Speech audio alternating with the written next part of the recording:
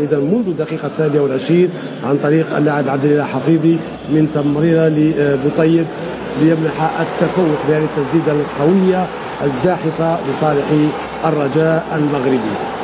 في الشوط الثاني كل شيء تغير إذا في دقيقة ثانية هدف التعادل من الجزائري يوسف البليلي لصناعة البديل الآخر أيضا إيهاب المباركي، وعلى طريقة هدف حفيظي للرجاء في الشوط الأول. هدف نعود نذكر بأنه في حالة انتهائها بالتعادل بين الفريقين سنلعب مباشرة ضربات الترجيح. كرة بعيدة لزكريا حضراف على الجهة اليسرى، يحاول يمر التغطية الدفاعية من هنالك من شمس الدين الذوادي، وجريدي يخرج الكرة، ما زالت الخطورة، لا لا وفرانكوم، وخطأ يقول حكم المباراة، خطأ يقول حكم المباراة للكامروني فرانكوم بعد هذا التدخل من الخلف.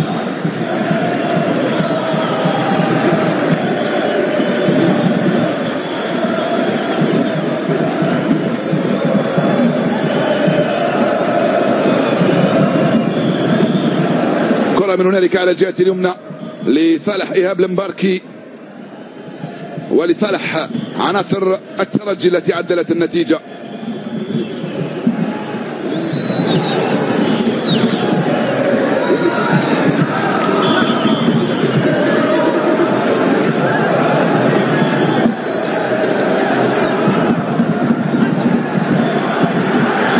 انطلاقة من الخنيسي على الجهة اليسرى، التغطية الدفاعية من الرائع بدر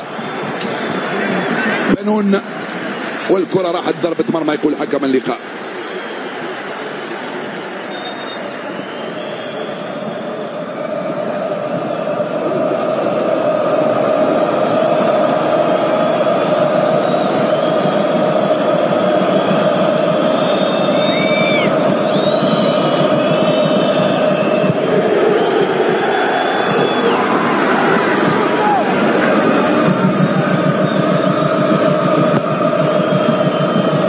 مغربية الكرة ومحاولة تتوغل عبد الاله الحفيظي، تغطية رائعة من هنالك على مرتين. حكم المساعد يشير إلى تماس، كانت لقطة أمامه واعتبر بأنه لم يكن هناك خطأ في اللعبة الماضية، وتماس لصالح الفريق المغربي الرجاء. عمر بوطيب في تنفيذ التماس، يلعب بينية، ترجع لعمر، يبحث عن الكرة بينية، عمر بالطيب يدخل كرة خطيرة يلعبها أرضية وخطيرة الركنية، لا مرة أخرى كرة خطيرة لصالح عناصر الرجاء، راحت مباشرة ركنية يقول حكم المباراة للفريق المغربي مرة ثانية. في تنفيذها على يسار رامي جريدي، وسط الميدان عبد الرحيم الشكير دائما في الكرات الثابتة في تنفيذها، عبد الرحيم وكرة خارجة في اتجاه الرؤوس مع صعود بدر بنون، والكرة الأرضية وركنية أخرى يقول حكم المباراة. نعم هي الثالثة للرجاء مع بداية هذا الشوط الثاني بعد مرور 19 دقيقة لعب لحد الآن، ما زال التعادل هدف لهدف.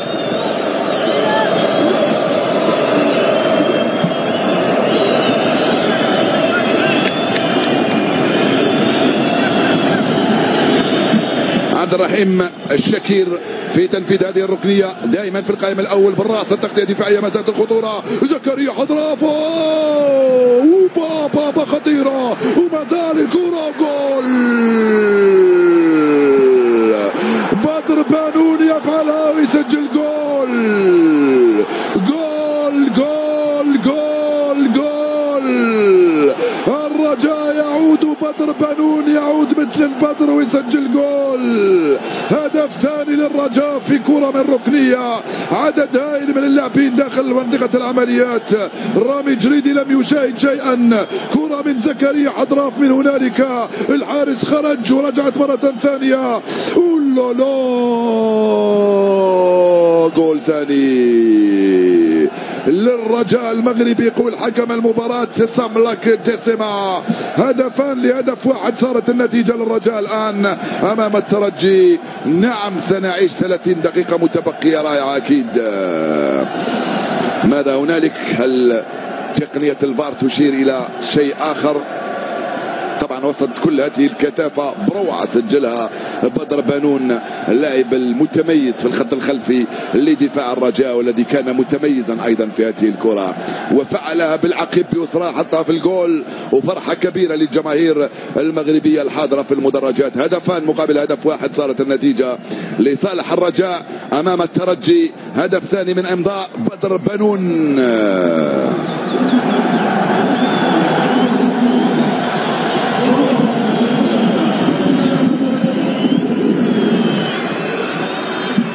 الدقيقة 20 من الشوط الثاني سجل بدر بانون الهدف الثاني. بقت 25 دقيقة لعب في وسط الميدان. الكرة تونسية عن طريق اللاعب أنس البدري يلعب ليوسف البلايلي رقم كورتو. ما زال يوسف محاصر وفيه خطأ. نعم يقول حكم المباراة يرتكبه من هنالك بدر بانون. تلعب الكرة تونسية وخطأ آخر.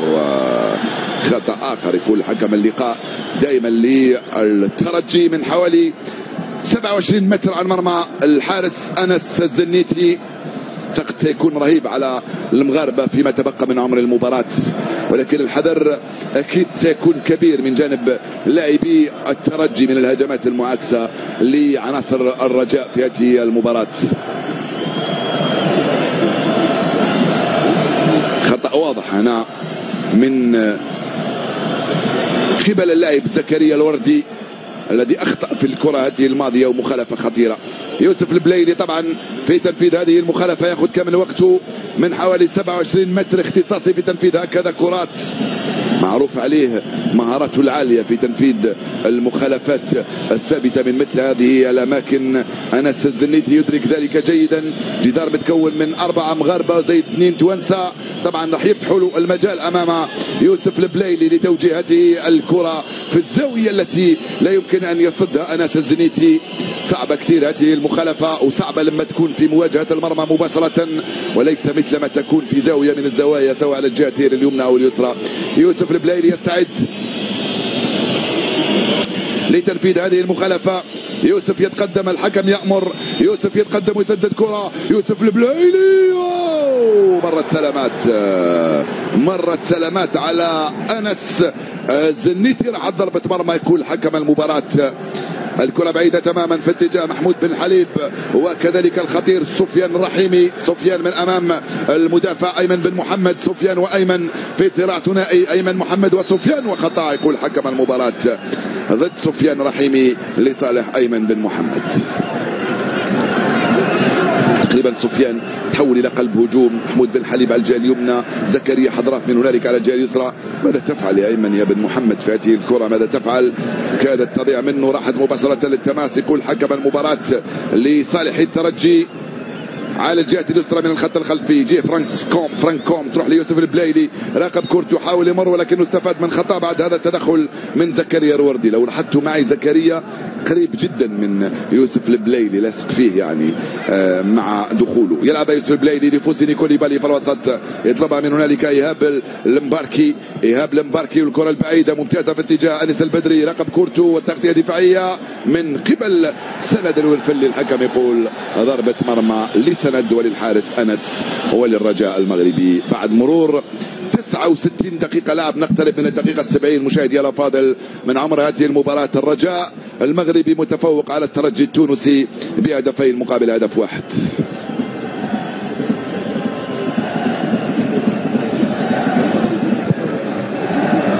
كرة من عند أنس الزنيتي بعيدة تماما. أيمن بن محمد يتفوق. راحت لفرانكوم امامه كوليبالي. تسترجع الكره مغربيه انطلاقا مع محمود بن حليب. كره خطيره يلعبها فيها الوسط لعبد الاله الحفيظي. يا بابا خطيره. عبد الاله الحفيظي صاحب التمريره الرائعه. رجعت له الكره. شوف هنا عبد الاله. لم تكن هناك وضعيه تسلل من محمود بن حليب. رجعها لعبد الاله بيمناه. مرت على يمين الحارس رامي الجريدي وخرجت برا. سلامات. كره من هنالك على الجهه اليمنى. انيس البدري رقب كورتو محاصر من فابريس نجا. الحكم يقول خطا للترجي. ايهاب المباركي من امام زكريا حضراف. هل يفضل الكره البعيده بحثا عن طه ياسين الخنيسي الذي لم نشاهده في هذا الشوط الثاني تماما. كره بعيده خروج رائع من أنس الزنيتي، يتفوق في هذه الكرة ويطلب الإسعاف. ماذا هنالك؟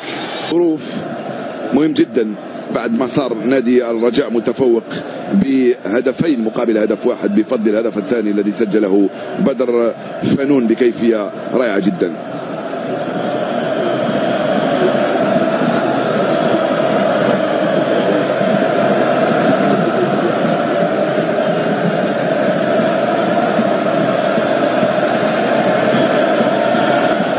أجواء رائعة صانعينها الجماهير نتاع الرجاء. لو تشوفوا هاي شو الصور في المدرجات بهواتفهم النقالة طبعا، إذا اللي بيشعل الأضواء هكذا.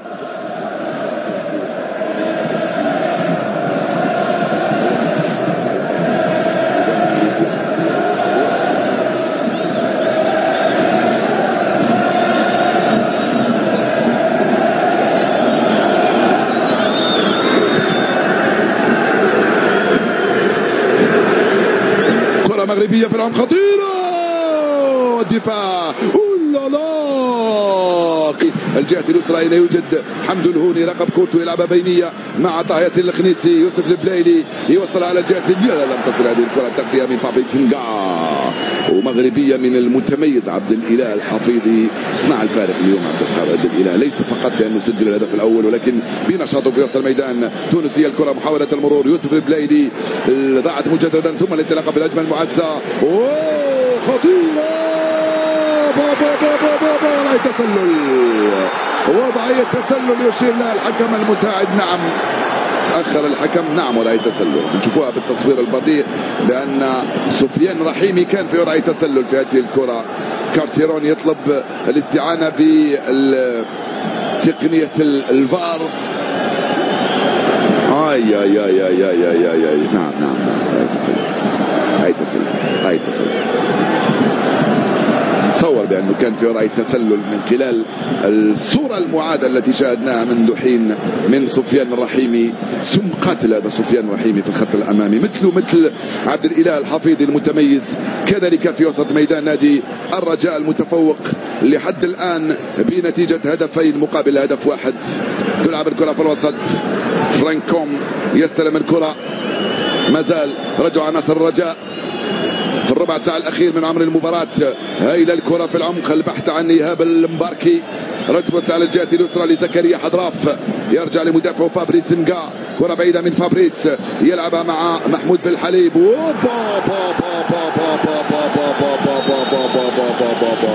تدخل قوي جدا، البطاقة الصفراء. اللاعبين المغاربة يضغطوا على الحكم باش يخرج الحمراء. نعم خرجك أنت الأول يا زكريا حضراف. شمس الدين الدوادي كذلك بطاقة صفراء على هذه الغرقة التي شاهدناها منذ حين في كرة رائعة جدا من بعيد. حاولت الانطلاقة، سلامات إن شاء الله.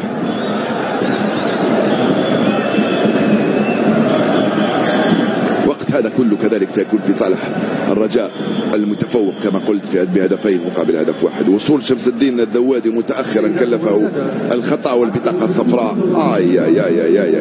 من أمام اللاعب عبد الإله الحفيظي.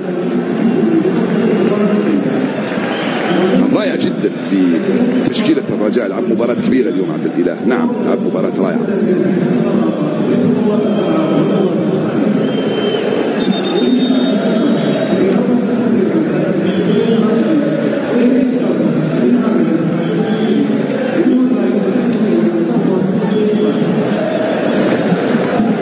ألف مناصر تقريبا حاضرين في مدرجات استاد تاني بن جاسم في الغرافة، من عشاق الترجي ومن عشاق الرجاء ومن عشاق الكرة العربية والإفريقية.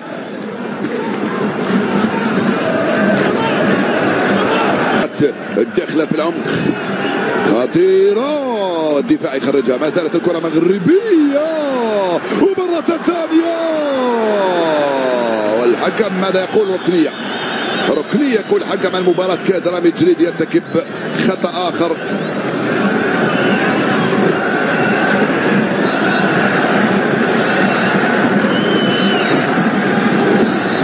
هدف ثالث سيكون قاتل بالنسبة للرجاء على الترجي. في الركنية من هنالك عبد الرحيم الشاكير يتولى تنفيذ ركنية داخل هذه المرة في اتجاه الرؤوس، ولا تغيير لحد الآن في تشكيلة الرجاء. 3 تغييرات حدثت في الجهة المقابلة في الترجي. كرة من هنالك عن طريق عبد الرحيم الشكير، في وقت ان عبد الاله الحفيظي يبدو انه سيغادر في نهايه المطاف ويترك مكانه. الركنيه تنفذ والدفاع يدخل ويخرجها، يخلي مكانه لايوب ننح. مره ثانيه بعيده راحت ضربه مرمى، او التغيير الاضطراري اللي راح يحدث كذلك في الجهه المقابله.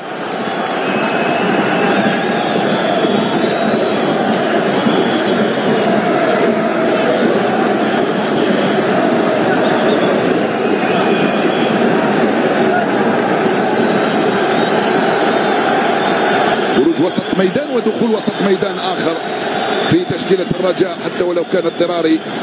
الحكم يأذن لرامي جريدي باللعب ويأذن اللاعب ننح بالدخول. وغمزان يوسف يدخل باليمنى وباليسرى يلعبها بينيه، ترجع ليوسف البلايلي. البينيه مره ثانيه والدفاع يتدخل ويخرجها من هنالك عن طريق ايوب ننح. فرانكوم في الاسترجاع في خطا. نعم السيد الحكم قريب من اللقطه يصفر خطا. 7 دقائق على نهايه الوقت الرسمي لهذه المباراه التي ستعلن فوز الرجاء او ستقودنا الى ضربات الترجيح اذا تمكن الترجي من التعديل. فرانكوم الحكم يطلب منه الهدوء والتريث قبل لعب هذه الكرة من قبل يوسف البلايلي مرة ثانية.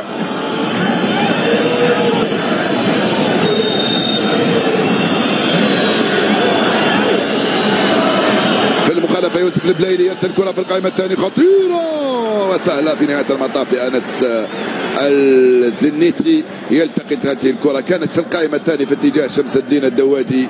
كرة يوسف البلايلي راحت للزنيتي سهلة، ياخذ كامل وقته زنيتي يرسلها بيمناه. وين يا زنيتي للتماس مباشرة لأيمن بن محمد المدافع الأيسر في تشكيلة الترجي اللي عانى كثير اليوم من شعبان، من سفيان الرحيمي ومن محمود بن طيب ومن زكريا حضرافة، وزكريا كان موجود من هنالك على الجهة اليسرى.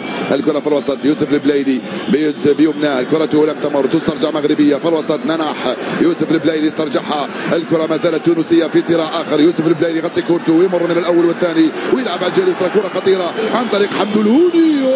حمدو بعيدة، كرة حمدو بعيدة راحت ضربة مرمى. يقول حكم المباراة يوسف البلايلي بدخوله صنع الفارق. يوسف البلايلي بدخوله حاول يحرك الوسط الميدان وهجوم الترجي ولكن دون جدوى، لأنه ترجي اليوم ليس ترجي الأيام السابقة. ترجي اليوم كان مخيب أمام رجاء، كان رائع. نعم كان رائع في أداء، والدليل هو متفوق بهدفين مقابل هدف واحد، والدليل ولا فرصة أتيحت له في الشوط الثاني ما عدا فرصة الجول الذي سجله يوسف البلايلي لمعدل النتيجة في الدقيقة 12 من عمر الشوط.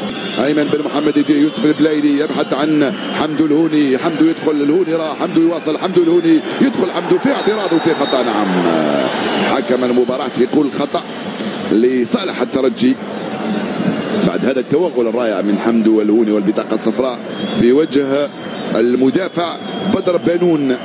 البطاقة الصفراء الثانية لعناصر الترجي، بطاقتان صفراوان لكل فريق حد الآن في هذه المباراة. مشاهدي الأفاضل هدفان مقابل هدف واحد للترجي للرجاء.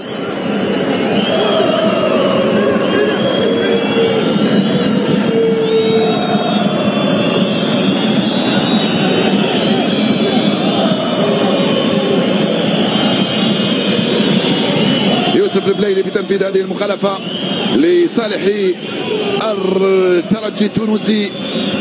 الدقيقة 87 من عمر هذه المباراة. 2-1 للرجاء. هل الترجي ب7 أرواح ويعود رغم أنه لعب مباراة سيئة ويعدل النتيجة في هذه الكرة؟ هل هي آخر فرصة للترجي التونسي يا يوسف في تنفيذ هذه المخالفة الداخلة؟ في حوار مع مدرب معين الشعباني يوسف البلايلي في تنفيذ هذه المخالفة بحثا عن واحد من الرؤوس. آخر ربما آخر فرصة للترجي، والدفاع يخرجها بصعوبة. فاتت الفرصة وانطلاقا من هنالك على الجهة اليسرى. هاي كرة جول. زكريا حضراف راح، زكريا راح، زكريا راح، زكريا اي سرعت يا زكريا في التمر سيء بالتتويج بكأس السوبر، في حين الترجي سيضيع أول لقب له هذا الموسم. أو سيضيع واحد من أهدافه هذا الموسم. قالوا الصراع على الدوري، على الكأس وعلى دوري أبطال إفريقيا. التغطية دفاعية من هنالك عن طريق قلب الدفاع شمس الدين الدوادي، عنده الكرة الآن من أمام اللاعب أيوب نناح. تغطية دفاعية من فابريس سنغا يخرجها مباشرة للتماس لصالح الترجي مرة ثانية. خلينا نقول بأنه لم نشاهد مستوى عالي اليوم، مستوى كبير تاع مباراة. في وسط الميدان الكرة تلعب من فوسيني كوليبالي، يوسف البلايلي هرب على الجهة اليسرى، يوصل لأيمن بن محمد، أيمن يبحث عن يوسف، رجع له الكرة مرة ثانية. يوسف البلايلي كرة ممتازة لحمدو الهوني، وضاعت مرة ثانية والانطلاقة في الهجمة المعاكسة. لو مرت هذه الكرة فوسيني كوليبالي ببراعة، يوسف البلايلي بالراس، وصلت على الجهة اليسرى مرة ثانية.